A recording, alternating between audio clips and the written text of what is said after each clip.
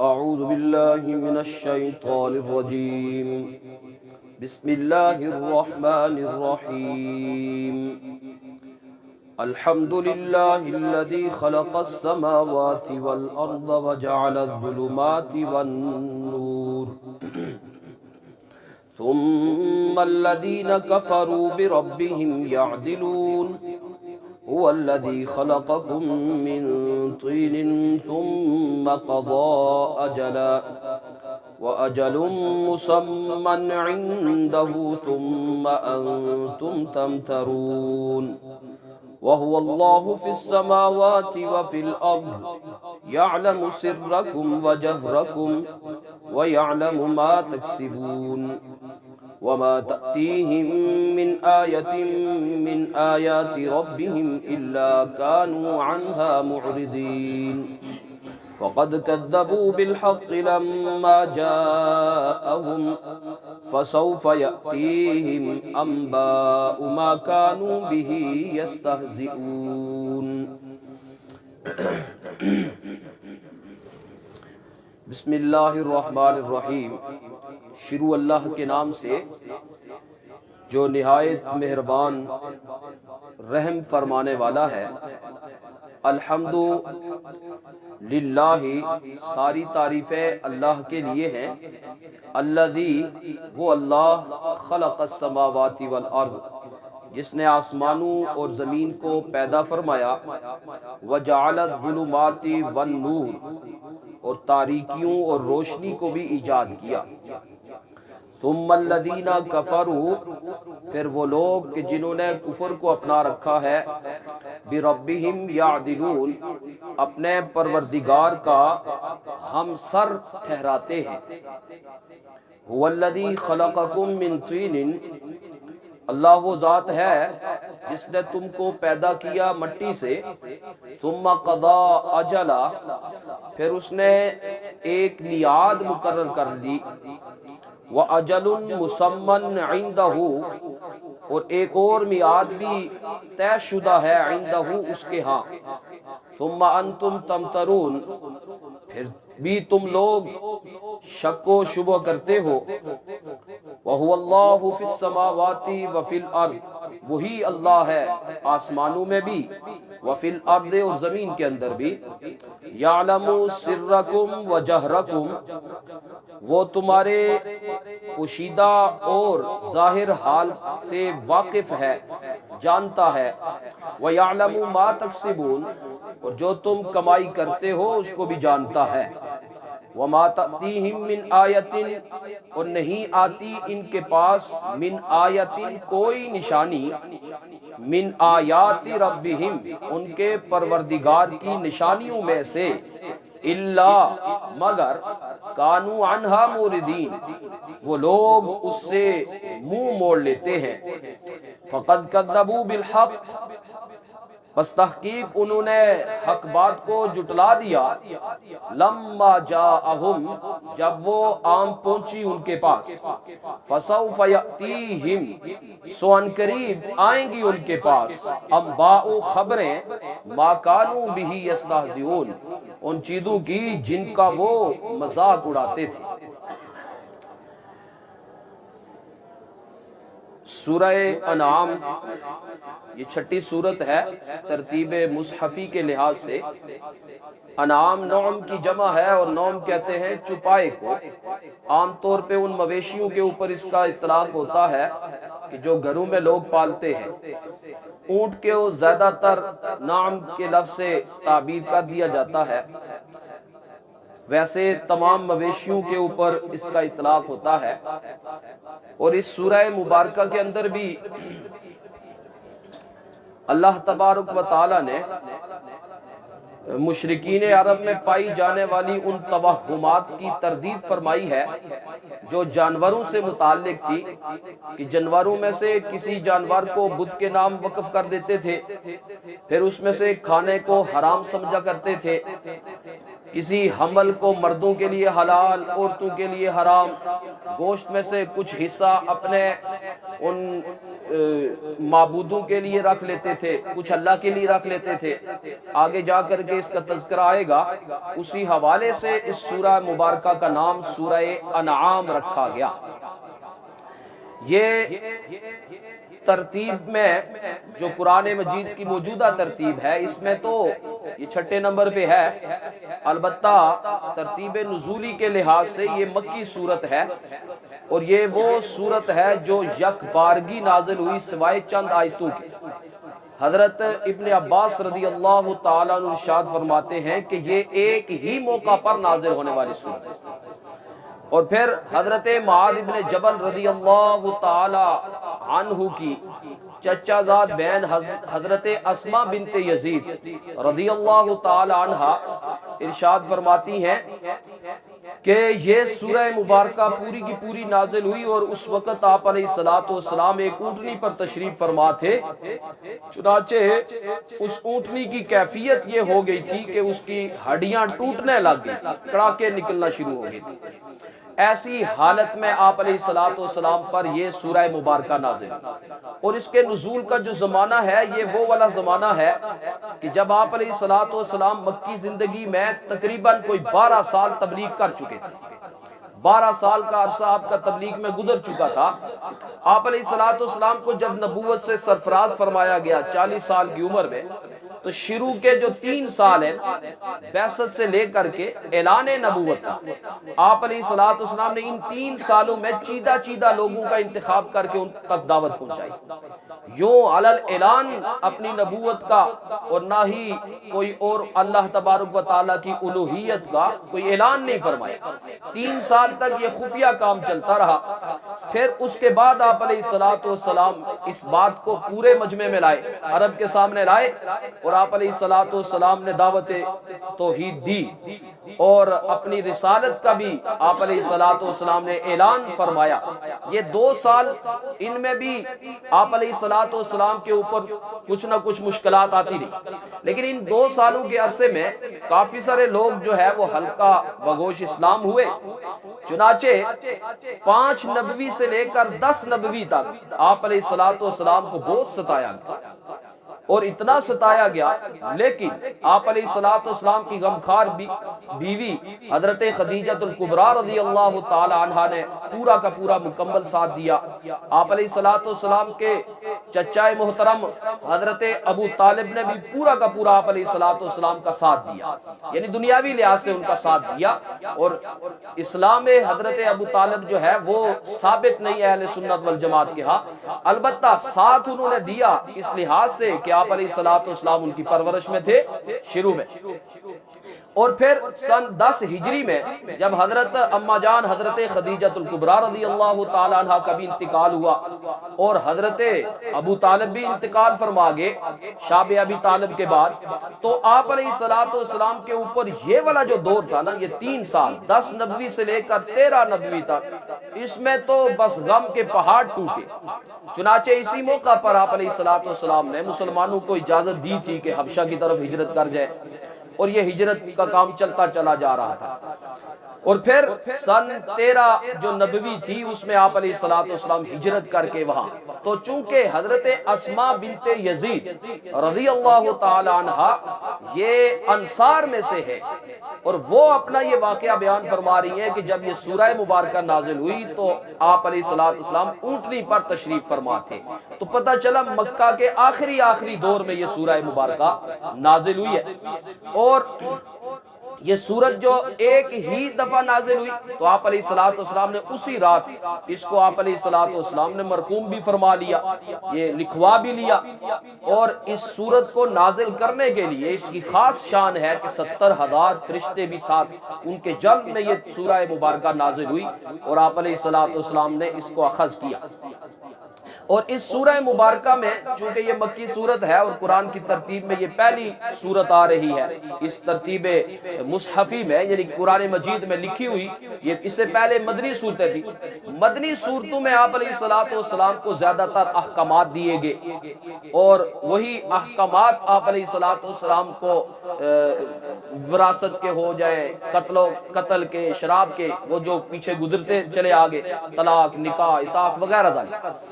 اور مکہ میں چونکہ آپ علیہ الصلوۃ والسلام کو بنیادی عقائد جو اصولی قواعد تھے وہی بتلائے گے، اور اسلام کے جو بنیادی عقائد ہیں وہ تین ہی ہیں، اہم تین عقیدے نظریے۔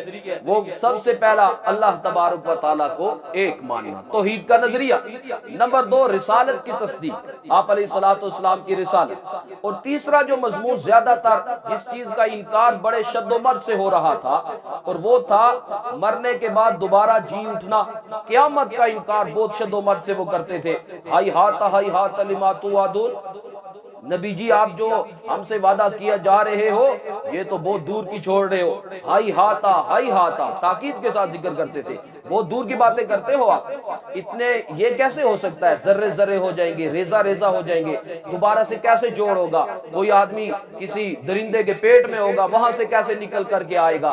تو اس طرح کی چونکہ شد و مد سے اس کا انکار ہو رہا تھا، اس لیے قیامت کا مضمون بھی بیان کیا گیا، قیامت کو بھی ثابت کیا جاتا ہے۔ تو مکی صورتوں کے عمومی مضامین جو ہے وہ یہی تین ہوتے ہیں، توحید کا نظریہ، رسالت کا عقیدہ اور عقیدہ آخرت، اسی کے اوپر زور دیا جاتا ہے۔ اور اس پر اٹھے جانے والے جو اعتراضات ہوتے تھے منکرین کے، ان کے جوابات مرحمت کیے جاتے ہیں۔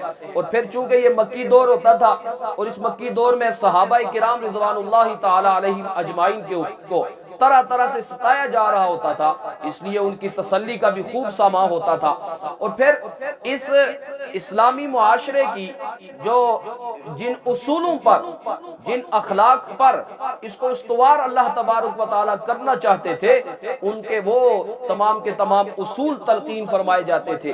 چنانچہ اس سورہ مبارکہ میں بھی یہی توحید کا نظریہ ہوگا، رسالت کے مضامین ہوں گے، آخرت کو اس میں ثابت کیا جائے گا، منکرین کے اعتراضات کے جوابات دیے جائیں گے، اور پھر سابقہ امتوں کے کچھ نہ کچھ واقعات بیان ہوں گے کہ جس سے پتہ چلے گا کہ واقعی سابقہ امتوں نے جب انکار کیا تو ان کا حشر کیا ہوا۔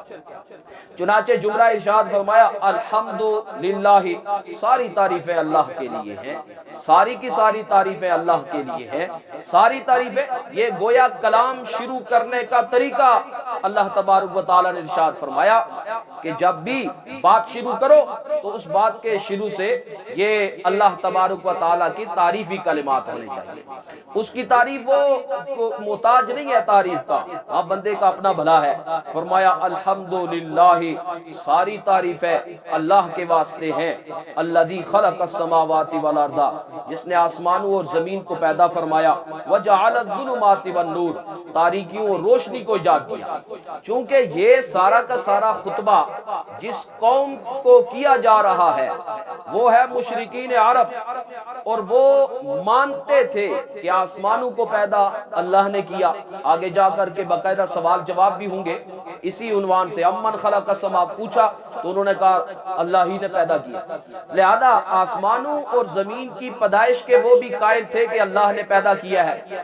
اسی طرح گردش لیل و نہار، دن رات کی یہ جو گردش ہے، اس کا فاعل بھی وہ اللہ ہی کو سمجھتے تھے۔ لات، عزا، منات اور یہ ان کو نہیں سمجھتے تھے کہ یہ رات لاتے ہیں یا دن لاتے ہیں۔ اور آج بھی یہی ہے کہ یہ رات اور دن روشنی یہ اللہ تبارک و تعالیٰ ہی نے پیدا کی ہے، کوئی اور اس کا خالق نہیں۔ چنانچہ اس قوم سے خطاب کرتے ہوئے اللہ تبارک و تعالیٰ نے یوں خطبہ ارشاد فرمایا، ساری تعریفیں اللہ کے لیے جس نے آسمانوں کو بھی پیدا کیا، زمین کو بھی پیدا کیا، اور روشنی کو بھی پیدا کیا، تاریکیوں کو بھی اسی نے پیدا کیا۔ لفظ الگ الگ ہے، خلق پہلے ارشاد فرمایا اور دوسرا جعل ارشاد فرمایا۔ خلق جواہر کی پیدائش کے لیے استعمال ہوتا ہے، یعنی جو جسم رکھتی ہیں چیزیں ان کے لیے عام طور پہ استعمال ہوتا ہے۔ خلق بنایا، اپنے ہاتھوں سے بنایا، پیدا کر دیا۔ اور جو چیز عوارض کے قبیل سے جو نظر نہیں آتی، جیسے روشنی ہے تو بس یہ محسوس ہو سکتی ہے لیکن ایسے نہ نظر آ سکتی ہے، اس کا کوئی جسم نہیں ہے، اس کو عوارض کے قبیلے سے کہتے ہیں، تاریکی ہے، اس کا کوئی جسم نہیں، اس لیے اس کے لیے صیغہ استعمال کیا جعل الظلمات، ایجاد کیا تاریکیوں کو اور نور کو، روشنی کو بھی اللہ تبارک و تعالی نے ایجاد کیا۔ فرمایا ثم الذین کفروا بربہم یعدلون، پھر بھی کافر لوگ اپنے پروردگار کا ہم سر ٹھہرا رہے ہیں، یعنی اپنے رب کے ساتھ کسی اور کو برابر کا درجہ دے رہے ہیں۔ حالانکہ کتنی کم بختی کی بات ہے جب مانتے ہیں آسمانوں کو اللہ نے پیدا کیا، زمین کو اللہ نے پیدا کیا، تاریکیاں بھی اس نے پیدا کی، روشنی بھی اس نے پیدا کی، یعنی رات کی تاریکی ہو یا دوسری تاریکیاں، کفر و ظلم کی، جو نفاق کی ہے، بدعات، دوسرے معاصی جتنے بھی ہیں، ان کو ظلمات سے تعبیر کیا ہے کہ ان کو اللہ نے جب پیدا کیا تو جب پیدا اللہ نے کیا مانتے بھی ہو یہ مسلم ہے، تو پھر بھی سجدہ کسی اور کو تو جائز نہیں، پھر بھی ساتھ شرک کرتے ہو، کتنی بری بات ہے، کتنی بڑی قباحت کی بات ہے۔ ثم الذین کفروا بربہم، پھر یہ جنہوں نے کفر اختیار کیا اپنے پروردگار کا ہم سر ٹھہرا رہے ہیں۔ وہی اللہ ہے جس نے تم کو بھی پیدا کیا، من طین، مٹی سے پیدا کیا، مٹی سے پیدا کیا۔ اب یہ ہر انسان جو ہے نا اس کی پیدائش میں مٹی شامل، مٹی شامل، اس لیے قرآن دوسری جگہ کہتا ہے منہا خلقناکم وفیہا نعیدکم، اسی مٹی سے تم کو پیدا کیا، اسی میں تم واپس جاؤ گے، اسی میں تمہیں واپس لوٹایا جائے گا۔ اسی لیے جب انسان کی پیدائش کا موقع آتا ہے اور مرد اور عورت جب باہم ملاپ کرتے ہیں، اس صورت میں اس نطفے کے ساتھ اس جگہ کی مٹی کو بھی شامل کر لیا جاتا ہے اور رحم مادر تک پہنچا دیا جاتا ہے کہ جس حصے میں اس نے جا کر کے دفن ہونا ہوتا ہے۔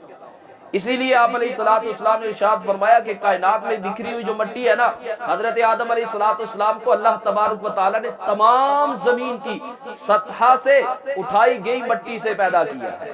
اس لیے آدم کی اولاد میں آپ کسی کو کالا دیکھیں گے، کسی کو گورا دیکھیں گے، کوئی ترش روح ہوگا، کوئی اچھے مزاج والا ہوگا، برے مزاج والا ہوگا، ہر ایک کی طبیعت مختلف ہے، جبلت مختلف ہے۔ اس کی بنیادی وجہ پیچھے وہ عنصر جو ہے، جو اس کا مادہ ہے، وہ تبدیل ہے۔ سخت شور زمین کا ہے، اگر ایسی بنجر زمین سے اس کو لے کر کے پیدا کیا گیا تو وہ ظاہر بنجر ہی قسم کا ہوگا۔ جیسی وہ پیچھے مٹی ہے وہ شامل ہوتی ہے اور رحم مادر میں پہنچا دی جاتی ہے، وہاں ہی سے اس کی افزائش ہوتی ہے۔ البتہ حضرت آدم علیہ السلام کو اللہ نے پورا کا پورا مٹی کا پتلا بنایا، مٹی سے، خود اپنے ہاتھوں سے بنایا۔ خلقت بیدی، میں نے پیدا کیا اس کو اپنے ہاتھوں سے پیدا کیا۔ اب اللہ تبارک و تعالیٰ کے ہاتھ کیسے ہیں یہ تو ہمیں کیفیت نہیں پتا، پر اللہ تبارک و تعالیٰ نے حضرت آدم علیہ السلام کو اپنے ہاتھوں سے مجسمہ تیار کر کے بنایا۔ وَنَفَخْتُ فِيهِ مِن رُوحِي، اور میں نے پھر اپنی روح اس میں پھونک دی، یعنی اپنی طرف سے ایک روح اس کے جسم میں ڈال دی، وہ جیتا جاگتا ایک انسان بن گیا۔ تو حضرت آدم علیہ السلام تو وہی آگ، پانی، ہوا، مٹی، ان چار عناصر سے ان کی پیدائش ہوئی ہے۔ تو یہاں فرمایا کہ تم کو میں نے پیدا کیا مٹی سے، یعنی مٹی اس میں شامل۔ ثم قضا اجلا، پھر مقرر کر دی، ایک میعاد مقرر کر دی۔ جب بھی انسان رحم مادر میں پہنچتا ہے اور وہاں اس کی تیاری ہو رہی ہوتی ہے، اس تیاری کے موقع پر ہی فرشتے اللہ تبارک و تعالیٰ سے پوچھ لیتے ہیں کہ اے باری تعالیٰ یہ انسان کتنی زندگی پائے گا؟ تو اللہ تبارک و تعالیٰ ارشاد فرما دیتے ہیں یہ اتنا عرصہ جیے گا، یہ ایسا ہوگا، ایسا ہوگا، تمام کے تمام حالات جو ہے اس کے لکھوا لیے جاتے ہیں، اور وہ کارکنان قضاء و قدر جو فرشتے اس پر مامور ہیں وہ اس کو لے لیتے ہیں اور پھر اپنے پاس محفوظ کر لیتے ہیں، لکھ لیتے ہیں اس آدمی نے اتنا زندہ رہنا ہے، اس جگہ اس کی موت آئے گی، وہ تمام کی تمام چیزیں۔ فرمایا ثم قضا اجلا، پھر اس کے لیے ایک میعاد بھی مقرر کر دی، یعنی موت مقرر کر دی۔ واجل مسمى عنده، اور ایک وقت اللہ کے ہاں بھی مقرر شدہ ہے، یعنی قیامت کا دن۔ یہ چھوٹی قیامت ہے، وہ قیامت کبریٰ ہے، لہذا اس چھوٹی قیامت سے قیامت کبریٰ پر استدلال کر لو۔ یہ چھوٹی قیامت ہے کہ جب آدمی مرتا ہے تو اس کی تو قیامت آئے گی، جو مر گیا تو اس کی قیامت تو آ گئی۔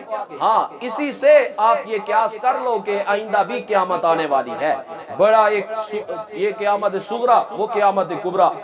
فرمایا وَأَجَلٌ مُّسَمًّى عِندَهُ، اس کے ہاں بھی ایک میعاد مقرر ہے، ثُمَّ أَنتُمْ تَمْتَرُونَ، پھر بھی تم لوگ شک کرتے ہو۔